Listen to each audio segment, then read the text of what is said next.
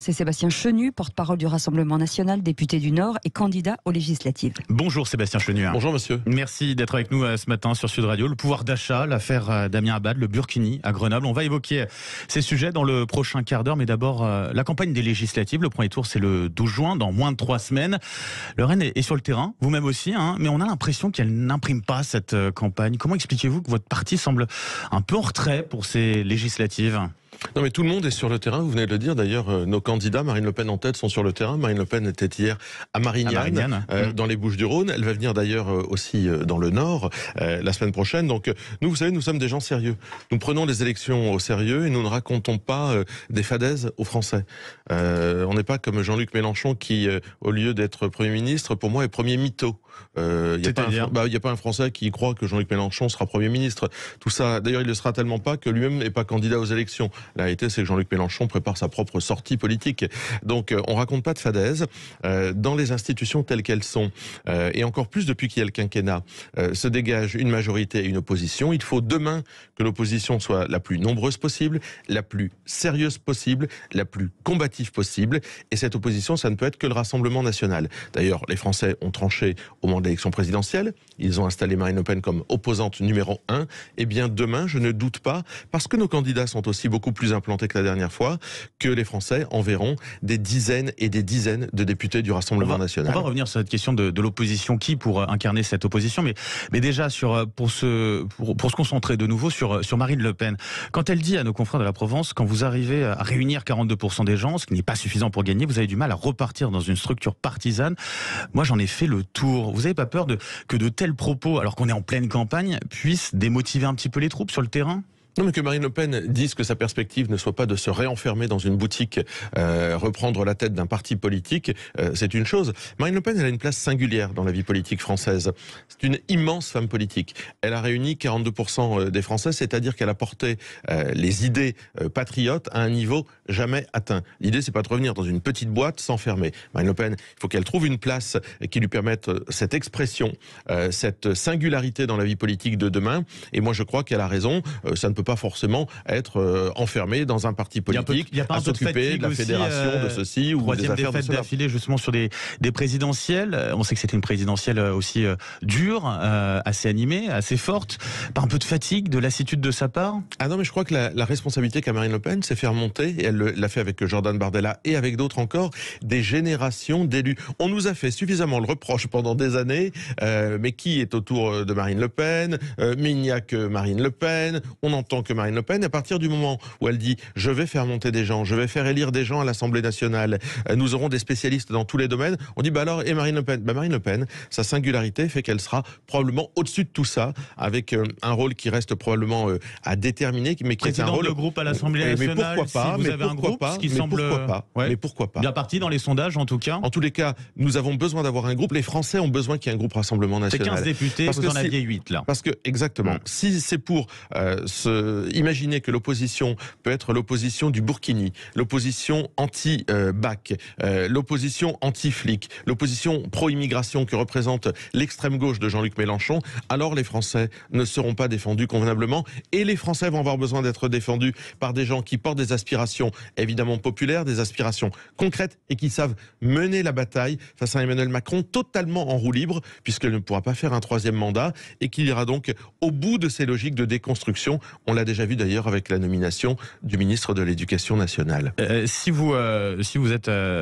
Marine Le Pen est amenée à prendre la tête du groupe parlementaire, enfin l'Assemblée nationale du RN, c'est-à-dire que Jordan Bardella peut s'implanter en tant que président du parti sur la durée ? Mais il n'y a pas de raison qu'il ne le fasse pas. Jordan est un militant. Moi, je pense que pour être président d'un parti politique, il faut avoir l'âme militante. Il a cette âme militante. Et je pense que dans le mouvement qui est le nôtre, on a de la ressource humaine. Aujourd'hui, on a des gens que vous avez découverts pendant l'élection présidentielle qui, demain, je l'espère, seront députés, prendront des responsabilités dans le mouvement, à l'Assemblée, ailleurs, pour continuer à porter le combat patriote autour de la voie, de la ligne aussi, qui est celle défendue par Marine Le Pen depuis des années, avec le succès qu'on lui connaît. Vous avez évoqué le ministre ministre de l'Éducation nationale, le nouveau ministre de l'Éducation nationale, Pape Ndiaye. A priori, vous ne le portez pas dans votre cœur. C'est une personnalité qui a provoqué pas mal de débats, de réflexions, de débats, justement. Pourquoi vous bloquez sur cette personnalité-là? Non, mais Pape Ndiaye n'est pas né le jour de la formation du gouvernement. C'est un intellectuel dans notre pays, et d'ailleurs, il a le droit d'avoir les positions qu'il veut en tant qu'intellectuel. Il est indigéniste, il est déconstructeur du modèle républicain. Il explique que la France est un pays dans lequel il y a un racisme, je ne sais plus quel était le structurel, voilà, un racisme structurel. Ouais. Il a participé à des réunions interdites aux Blancs. On imagine si un ministre du même gouvernement avait participé à des réunions interdites aux Noirs. Il a rendu hommage à Samuel Paty. Oui, en oubliant de parler de l'islamisme d'ailleurs. Oui, d'ailleurs en oubliant de parler de l'islamisme. C'est quand même le fondement. Donc on voit bien que Pape Ndiaye est un militant indigéniste, communautariste, qui va faire entrer le wokisme dans l'éducation nationale. En tous les cas, tout ce qu'il a écrit, tout ce qu'il a défendu dans son passé va dans ce sens-là. Donc c'est très gênant, c'est le moins qu'on puisse dire, qu'il se retrouve à la tête du ministère de l'Éducation nationale. Moi, je juge un homme à ses écrits, à ses actes politiques. Je ne juge pas l'individu lui-même, je juge ses actes politiques, ses actes publics, et je vois qu'ils sont contraires à l'idéal républicain qui est le mien. Pour avoir une vraie force d'opposition à l'Assemblée nationale, est-ce que vous n'avez pas quelques regrets aujourd'hui de ne pas avoir pu nouer d'alliance avec Reconquête, le parti d'Éric Zemmour? Est-ce que c'est possible, envisageable dans un entre-deux tours? Non, mais nous l'avons dit, s'il y a des candidats à Reconquête qui sont devant les candidats du Rassemblement national et qui vont affronter des candidats En Marche ou de gauche au second tour, nous les soutiendrons. Et nous attendons évidemment l'inverse. Et c'est bien plus sain comme ça, parce que faire une alliance, ça veut dire s'entendre sur un programme.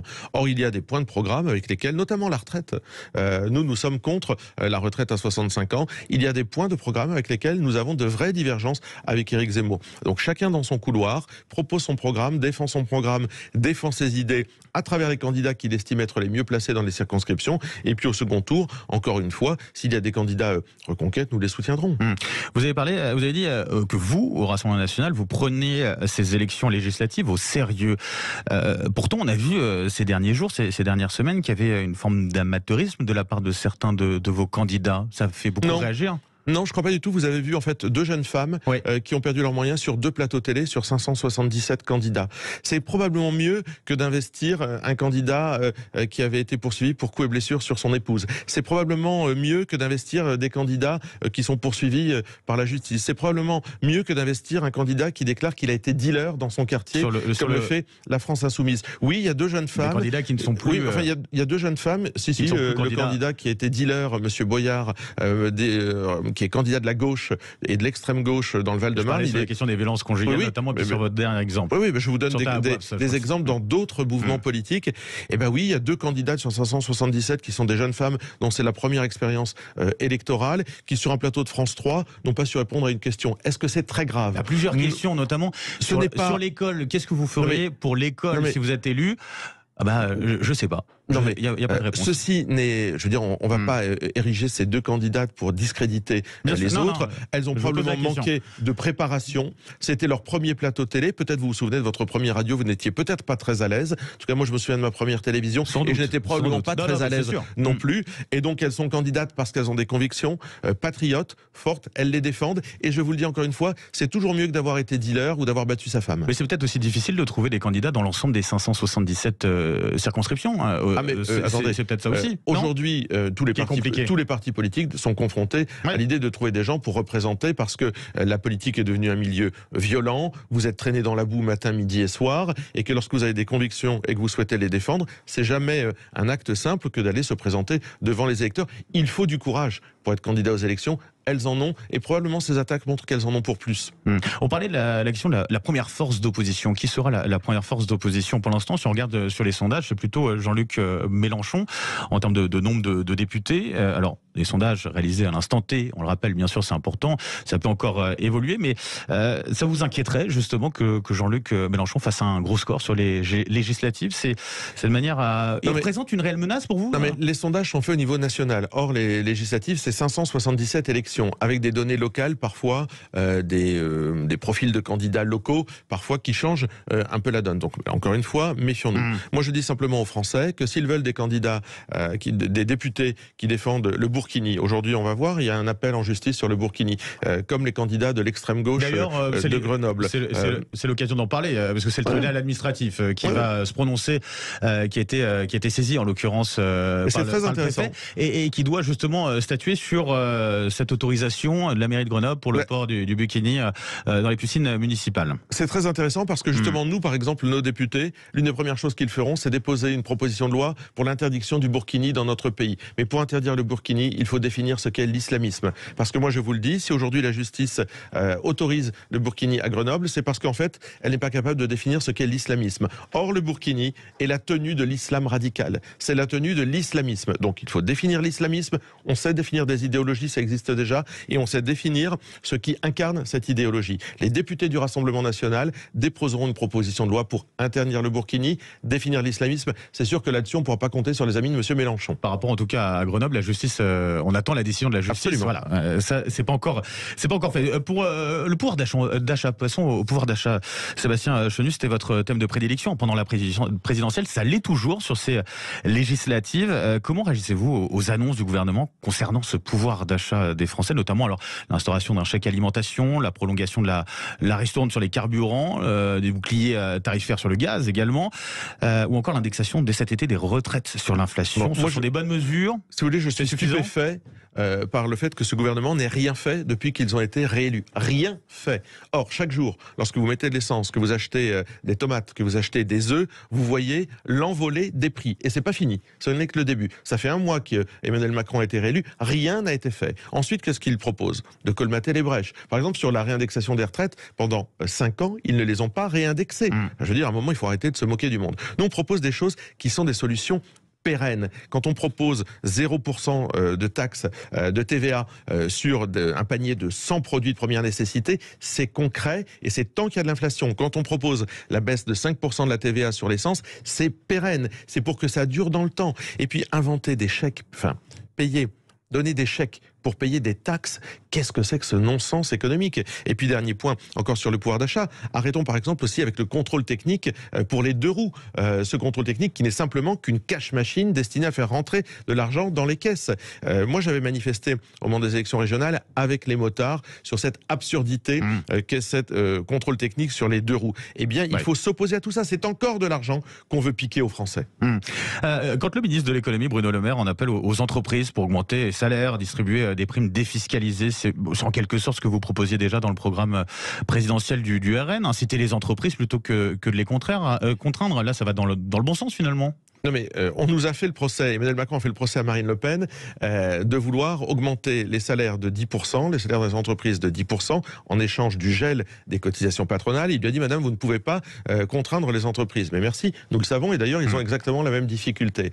Évidemment, il faut réunir autour d'une table les entreprises, les partenaires sociaux, les syndicats pour pouvoir aller dans cette direction. Les entreprises ne pourront pas faire l'économie d'une hausse de salaire parce que il y a une pression telle, le pouvoir d'achat est tellement impactées qu'elles vont devoir faire cet effort. Il faut les accompagner et c'est exactement ce que proposait... Un accompagnement peut-être plus ciblé aussi. Avec un gel des cotisations patronales, c'est ce que proposait Marine Le Pen. Donc ce gouvernement va devoir finalement faire probablement ou aller sur le chemin que nous proposions. Encore une fois, finalement, c'est une façon de rendre hommage à la pertinence économique de Marine Le Pen. Finalement, Emmanuel Macron, il fait du Marine Le Pen là en ce moment. Non, il ne fait pas du Marine Le Pen parce qu'il ne va jamais jusqu'au bout des logiques. Et en nommant Pape Ndiaye ou en refusant d'avoir des mesures pérennes sur le pouvoir d'achat, il refuse d'avoir des mesures pérennes sur le pouvoir d'achat, eh bien, il ne va pas au bout des choses et n'obtiendra donc pas les résultats qu'aurait obtenu Marine Le Pen. Sur la réforme de la retraite à 65 ans, finalement, c'est pas trop la priorité du moment. On a l'impression. C'était de nouveau repoussé. Ça vous rassure? Ça vous réjouit? Non, au contraire, ça m'inquiète parce que quand c'est flou, il y a un loup. Quand vous pensez que ça n'a même pas été évoqué au premier Conseil des ministres, on voit bien qu'Emmanuel Macron attend que les législatives soient passées pour dégainer et pour installer une réforme des retraites particulièrement dure vis-à-vis des Français. Bien entendu, il ne veut pas le dire avant les législatives. Il ne l'évoque même pas au Conseil des ministres, mais il va falloir s'accrocher. Il va en falloir des députés Rassemblement National, là encore, pour lutter contre cette réforme des retraites. Venons-en, Sébastien Chenu, à l'affaire Damien Abad, l'actuel ministre des Solidarités, accusé de viol, rappelons par 2 femmes. La première a porté plainte. Ces 2 plaintes ont été classées sans suite en 2012 et en 2017. Pour la seconde, un signalement a été envoyé récemment au parquet. La première ministre Elisabeth Borne affirmait qu'elle n'était pas au courant. On vient d'apprendre hier soir que Matignon et l'Élysée auraient bien été informés, a priori vendredi soir. Ça vous fait réagir là-dessus ? Oui, il y a plusieurs choses. Bon, il y a Abad et il y a la position du gouvernement. D'abord, moi, je n'ai aucune tendresse pour Damien Abad. Ce type qui était soi-disant le premier opposant, qui est devenu le premier allié, est l'image la plus exécrable de ce qu'on peut faire en politique. Qui était à l'époque, on peut le dire aussi, qui était à la tête des députés pendant 5 ans, Damien Abad nous a dit « Je suis le premier opposant à Emmanuel Macron, nous sommes à la tête du premier groupe d'opposition, il est devenu le premier allié. » C'est vraiment sans foi ni loi. À côté de ça, moi, je déteste, je vous le dis, le tribunal médiatique. Si Damien Abad a un problème avec la justice, eh bien, il s'en expliquera devant la justice. Traîner quelqu'un dans la boue médiatique, alors qu'on ne connaît pas les choses, que ça sort, sincèrement, c'est une affaire qui a 10 ans, et elle est peut-être très sérieuse, ou peut-être pas du tout. On la sort aujourd'hui, il y a un côté manip qui me semble pas acceptable, et il y a une présomption d'innocence qu'il faut respecter. Encore une fois, j'ai pas de tendresse pour Damien Abad, je pense que la parole des femmes est très importante, mais je trouve qu'il y a un côté mais il a très pas manip. À démissionner. Non, mais il y a un côté très manip. Mais en revanche, qu'Elisabeth Borne nous dise « Je ne mentirai jamais aux Français, je n'étais pas au courant. » C'est ce qu'elle disait sur les retraites dimanche dernier. Et en fait, elle était tout à fait au courant, eh bien ça montre que ce gouvernement non seulement est cynique, qu'Elisabeth Borne commence mal en baratinant les Français, et qu'ils auraient pu faire l'économie de cette polémique, y compris pour Damien Abad lui-même, qui se serait expliqué, qui se serait présenté devant les électeurs auraient tranché, qui se serait expliqué devant la justice s'il y avait matière à, et le gouvernement aurait évité cette polémique particulièrement nauséabonde. Donc Elisabeth Borne inaugure ce quinquennat en baratinant les Français. Pour rester très factuel, pour l'instant, on n'a pas la preuve qu'Elisabeth Borne était au courant. On sait que le service presse de Matignon a été informé. Alors on peut en déduire peut-être que elle était au courant à ce moment-là, qu'elle a été au moins tenue au courant par ses équipes, mais on n'a pas de preuves formelles. C'est important aussi de le préciser. Mais enfin, bon, le service de presse a reconnu être informé, le service de presse de Matignon, pas celui du voisin de palier. Cette affaire, en tout cas, intervient alors que Nicolas Hulot était, lui, entendu hier en audition libre dans le cadre d'une enquête pour viol, d'agression sexuelle. Vous pensez qu'il y a urgence, en tout cas, à faire le ménage en politique à ce niveau-là ? Non, mais il y a urgence simplement à faire en sorte que ce qui est une infraction vis-à-vis de la loi soit lourdement condamné. Ouais. Quand on sort des clous, on est condamné. Nicolas Hulot, s'il est sorti des clous, il sera probablement condamné. Et après, il y a aussi le respect de sa vie privée. Vous pouvez avoir la vie privée que vous voulez dans ce pays. On n'est pas dans un pays anglo-saxon où il y a quelqu'un derrière le trou de serrure pour essayer de vous épier ou de vous traîner dans la boue parce que vous avez souri à quelqu'un dans un ascenseur. Il faut absolument conserver ça. Sanctionner très fermement les gens qui contournent ou transgressent la loi, notamment dans toutes ces affaires d'agression sexuelle ou de comportement inadapté. Et pour le reste, il y a une présomption d'innocence, un respect de la vie privée à laquelle moi je suis attaché parce que sinon demain ce seront les chefs d'entreprise, les journalistes, le patron, le commerçant de votre coin, les ouvriers à l'usine, chacun se jettera des choses sous couvert d'anonymat au visage et la société s'écroulera. Merci beaucoup Sébastien Chenu, porte-parole du Rassemblement National, député du Nord et donc candidat aux législatives dans la 19e circonscription du Nord, candidat à votre réélection. Vos adversaires, ils sont 8, on les donne. Eh bien, Emmanuel Chérier, ça sera fait d'ensemble. Patrick Soloche, NUPES ou NUP, voilà.